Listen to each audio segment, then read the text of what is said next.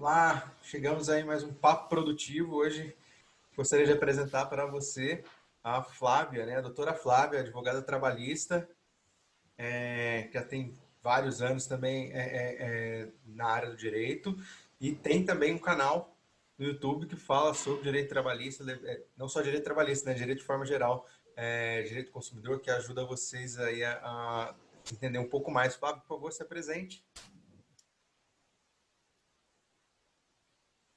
Vai ser advogada trabalhista há 15 anos, é, tenho especialização pela USP, atuo atualmente em defesa de empresas e nós estamos aí num cenário que a consulta de advogado trabalhista tem sido essencial e muito importante. Que bacana, Flávio. Obrigado por ter aceito o convite, estar com a gente aqui, batendo esse papo, tá? Prazer é E todo queria meu. já começar trazendo um ponto, acho, crucial, né? A gente fala muito aqui no Vivendo a Produtividade, no Papo Produtivo, sobre home office, né? As dificuldades do home office e a necessidade que as pessoas têm de vir para cá, para o home office, e isso foi até um dos motivos que eu decidi te convidar também para falar um pouco para a nossa audiência aqui, que é para entender do ponto trabalhista. Temos essa parte burocrática que tem que ser levada em consideração também, né? E quais são os principais problemas em relação ao home office que você tem visto? Então, Eduardo, assim, o principal problema é o seguinte, para as empresas que já tinham esse trabalho home office, ficou muito fácil, né? Então, foi apenas, talvez, ampliar os funcionários que fariam esse trabalho, né? O problema que se levanta é para as atividades que não permitem com que seja feito home office, e aí as empresas estão adotando outras medidas, mas aquelas atividades que é possível, né, o trabalho em casa, o trabalho remoto, a questão vem, o que é devido, né, à empresa pagar ou não. Então, em relação, por exemplo, aos equipamentos que o empregado vai ter que utilizar, né? Então, essa é uma questão muito importante. A responsabilidade é da empresa fornecer esses equipamentos se o empregado não possui. Se por acaso for necessário, né, por exemplo, pagar uma internet que o empregado não tinha, fornecer um computador ou até alugar o material, o equipamento, a empresa vai ter que restituir o empregado ou efetuar o pagamento disso. Então, os equipamentos para exercer a atividade é de responsabilidade da empresa. Então, esse é o primeiro desafio, né? A pessoa se preparar no home office e a empresa disponibilizar os sistemas e os mecanismos para que possa ser efetuado o trabalho remoto. Inclusive os acessos ao sistema, por exemplo, as pastas de trabalho, todo aquele acesso digital também, né?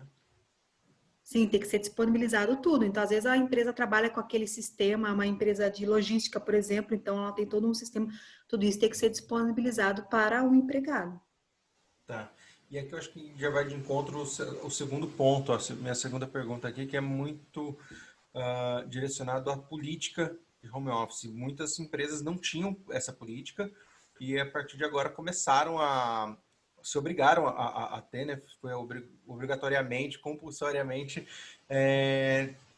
levar os funcionários para casa e começar a trabalhar de lá. Então, muita gente fez isso às pressas e sem uma política de home office bem definida. Quais são esses riscos?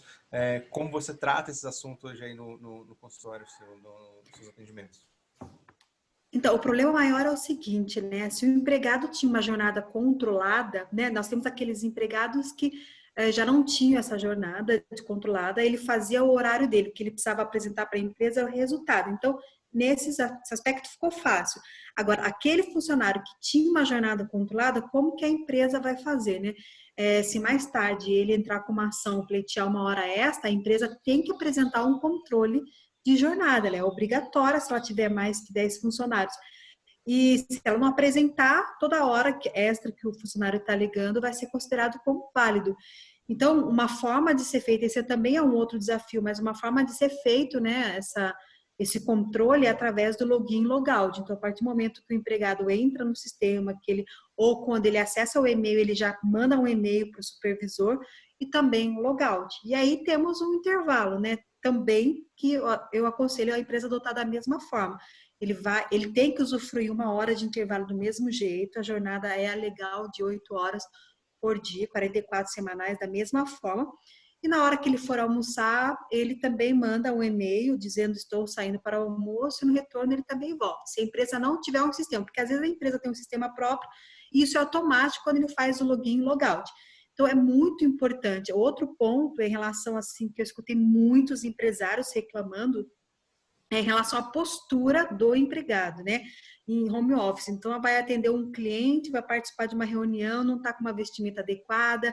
Eu escutei empresário reclamando que o funcionário estava com ramela nos olhos. Então, tem que tomar cuidado com isso, né? E aí é uma questão de...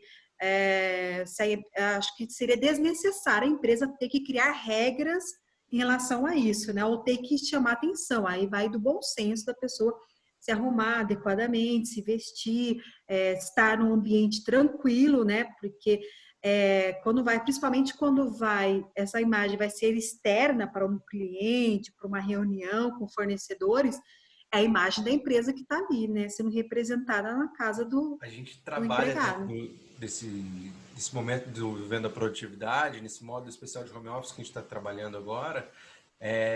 Exatamente, um dos pontos é esse que você comenta, que é super importante. Porque a única, diferente da empresa, quando você tem a pessoa perto e você está enxergando, aquela postura no computador ou a forma que ela está se vestindo é uma parte daquilo. Quando a gente está totalmente online, a gente só tem aquele vídeo. Então, a roupa adequada, o ambiente adequado, o espaço, a forma de falar, a clareza, uma boa imagem, uma boa captação, tudo isso faz a diferença, né? E Exato, vai com colocando o nome da certeza. empresa, né? Interessante. Uhum. Bacana. Flávio, indo para um outro lado, em relação ainda nessa parte de relação com o funcionário, mas são os benefícios. Os benefícios, quais se mantêm? Eu fico imaginando as dificuldades das empresas em relação à alimentação, transporte, que são benefícios que já estão, as pessoas estão acostumadas a trabalhar dessa forma e acaba mudando aí de uma hora para outra sem ter uma prévia experimentação ou até teste, né? Como funciona. Simplesmente, pô, a partir de hoje todo mundo vai para casa, começa a trabalhar e como a gente vai ver os benefícios? Que você tem tratado dessa forma com isso? São dúvidas muito frequentes, né? Assim, tanto dos empregados como do departamento de RH, dos empresários, pelo seguinte, quando se trata, depende do benefício, quando se trata de vale transporte, né, não há dúvida, né? Se a pessoa não está se deslocando para ir ao trabalho, não tem por que receber vale transporte. Então, a não ser que a pessoa haja necessidade de sair de casa, fazer alguma visita e até o fornecedor buscar alguma coisa, essa despesa ele pode ser reembolsado depois, mas o vale transporte em si, então a empresa não deve mais, porque a natureza do vale transporte é exatamente custear esse deslocamento até o trabalho e o retorno para casa, que não existe. Agora, em relação ao vale refeição, é bem importante esclarecer a diferença entre o vale refeição e o vale alimentação, né? Normalmente, quando a empresa paga um vale alimentação ou uma cesta básica, ela está prevista em convenção coletiva. E é aquele cartão disponível para a pessoa fazer compra de supermercado, né? Então, esse não pode ser eliminado, porque a atividade continua, né? Não houve uma suspensão de contrato, então esse vale alimentação mensal ou a cesta básica deve continuar a ser pago. Agora, aquele vale refeição que é para o almoço, esse de fato pode ser também eliminado, porque a pessoa está em casa, né?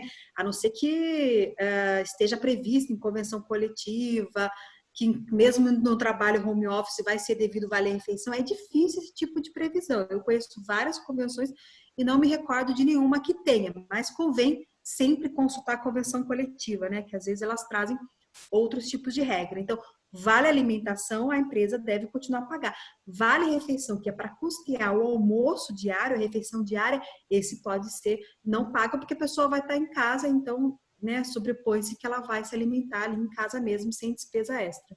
Em relação aos custos, você comentou ali antes, é só fazendo esse controle, fazendo esse link aqui. Em relação aos custos de internet, por exemplo, utilização de equipamento do funcionário, existe a possibilidade de um acordo em que, ó, eu já tinha uma internet bacana em casa, eu não vou precisar melhorar, eu posso utilizar que era de meu uso pessoal e vou estar disponibilizando para a empresa. A empresa continuar me pagando esse benefício de refeição e substituição, ou existe uma troca, um pagamento de apoio, reembolso? Como é que se tem visto isso acontecer?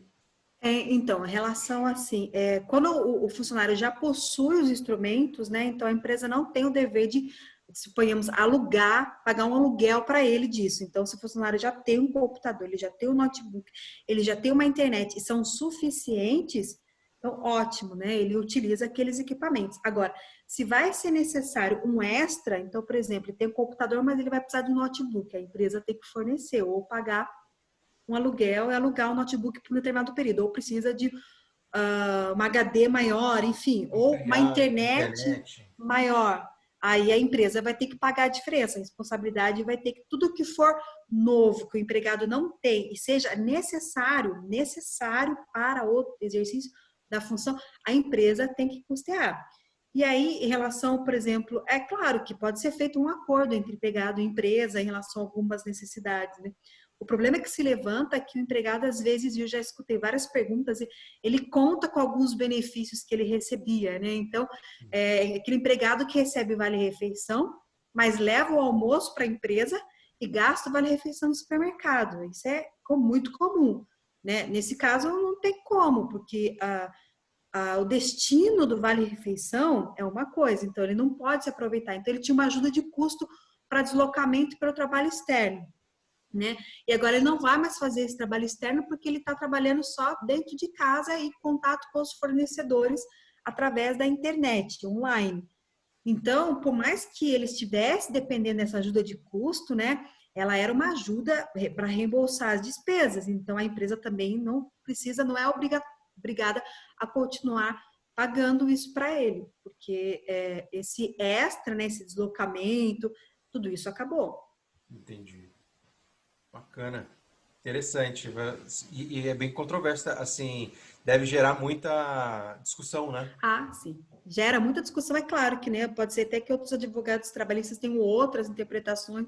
Pode ser que no futuro os empregados queiram acionar na justiça porque não pagou ajuda de custo frequente, não pagou hora extra frequente, não pagou vale-refeição frequente, mas é uma discussão, sim. A gente fala que no direito tudo é discutível, né? As partes, mas assim, pelo meu entendimento do que está na lei, são salários condições, né? Então, você tem que estar naquela condição para ser devido. Então, você tem que estar em deslocamento, em atividade externa para ser devido. Você tem que estar se alimentando fora de casa para ser devido, né? Perfeito, perfeito. Obrigado. E em relação à redução de jornada e a condicionada redução de salários ou até suspensão de trabalho, o que você tem visto aí na realidade das empresas, como isso tem acontecido? Olha, a maioria dos nossos clientes tem adotado, né? Em grande parte, os que tiveram que fechar, né? Não puderam continuar em funcionamento, tiveram que adotar uma medida ou outra. Então, nós temos desde aquela fábrica que continuou com funcionamento reduzido, que aí parte suspendeu e parte reduziu a jornada e o salário, né? Então, foram medidas que vieram exclusivamente para o período de calamidade. Então, é muito importante deixar claro que se encerrar o período de calamidade, esse isolamento social, essas medidas se encerrarão também automaticamente, né? E aí, então, o empresário ele pode optar pela suspensão do contrato de trabalho de até 60 dias, e aí pode ser feito um acordo individual, né? Se receber até um salário de R$ 3.100, não precisa do sindicato, né? Pode ser feito um acordo entre empresa e empregado. Se receber acima de 3.100, mas o empregado tiver curso superior, também pode ser um acordo individual. Agora, se ele não tiver acima curso superior e receber acima de R$ 3.100, precisa então da participação do sindicato para fazer um acordo coletivo, né? E essas regras também valem para redução, que pode ser de 25%, 50% ou 70%, mas a redução precisa combinar jornada e salário, né? E aí também a mesma regra para acordo individual ou para acordo coletivo com o sindicato. Se a empresa possui um faturamento anual acima de 4,8 milhões, na suspensão do contrato, ela precisa pagar 30% do salário, né? O que o pessoal confunde muito é que, eu vou receber então, por exemplo, no suspensão, eu vou receber seguro-desemprego e eu vou perder. Não, não vai receber seguro-desemprego. Na verdade, chama benefício emergencial. É que o cálculo desse benefício é equivalente ao seguro-desemprego, por isso que acaba gerando uma confusão, mas não perde seguro-desemprego. é um benefício, né? Sim. Então, a pessoa não vai receber 100%, conforme o seguro-desemprego também não é 100% do salário, o funcionário também vai passar a receber do governo, mas não vai receber 100%. Bacana. Então dá um nó na cabeça da gente tudo isso aí.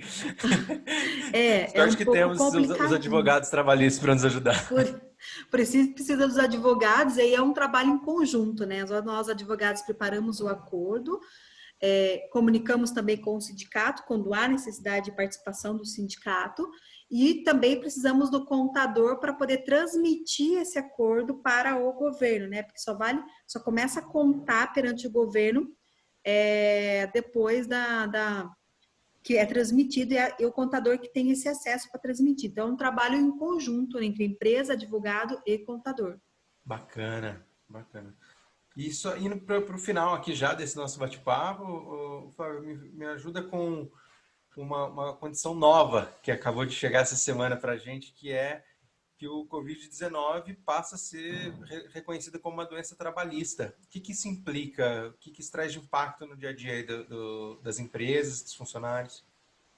Sim, em decisão recente, na medida provisória que teve, acho que foi a 936, o governo tinha colocado que não seria considerada doença trabalhista, né, doença ocupacional, exceto, né, se fosse comprovado o nexo causal. Então, a gente estava ali no meio termo.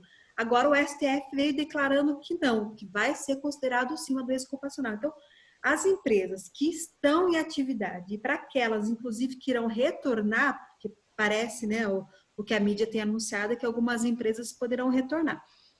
Tem que tomar cuidado em termos de segurança, tá? Dentro da empresa em medicina. Por quê?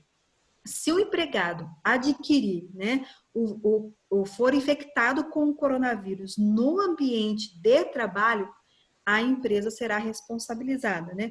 Mas isso não há uma presunção, porque você pode ser contaminado em qualquer lugar. Vai ser necessário provar, então o empregado vai ter que provar na justiça que ele adquiriu aquela doença no trabalho e provar que a empresa teve culpa. Então ele tem que provar o nexo causal, que a gente chama, né? Que foi a empresa, o trabalho que causou aquela contaminação e que a empresa teve culpa. Então são dois pontos que ele tem que provar. É um desafio muito grande, porque você pode pegar o coronavírus de qualquer forma. Mas como que a empresa, então, vai se resguardar para depois não precisar responder? Porque a empresa vai poder responder desde uma indenização por dano moral, até se ocorrer a morte, né, uma indenização por dano material também, até despesas médicas, de repente, conforme for a ação. Então, é muito importante, porque a empresa, isso está escrito na lei, ela é responsável por toda a segurança e saúde no trabalho. Então, antes de retornar, ou para aquelas que já retornaram, elas precisam providenciar os equipamentos de segurança, né? Então, ela precisa providenciar máscara, álcool em gel, a higienização do local e toda aquela organização, né, para que as pessoas não fiquem próximas, para que os clientes não se aproximem dos funcionários, os funcionários não fiquem próximos. Então, ela tem que estruturar de uma forma que visa dificultar ou até impedir o contato físico e, portanto, a contaminação. É responsabilidade da empresa. Embora seja difícil para o funcionário provar, é fácil para a empresa prevenir, né? Então, é Sim, muito mais fácil para ela prevenir, evitar uma preocupação ali no futuro, até do funcionário pegar uma doença e ser afastado e até receber sim. ser intimado aí a responder na justiça.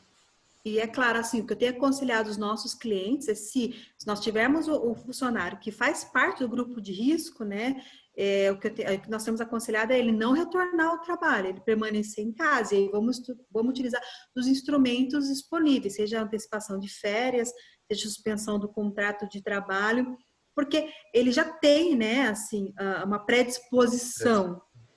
E aí pode ficar doente, pode passar para outros e pode levar até a morte. Então, vamos evitar que esses funcionários que fazem parte do grupo de risco trabalhem.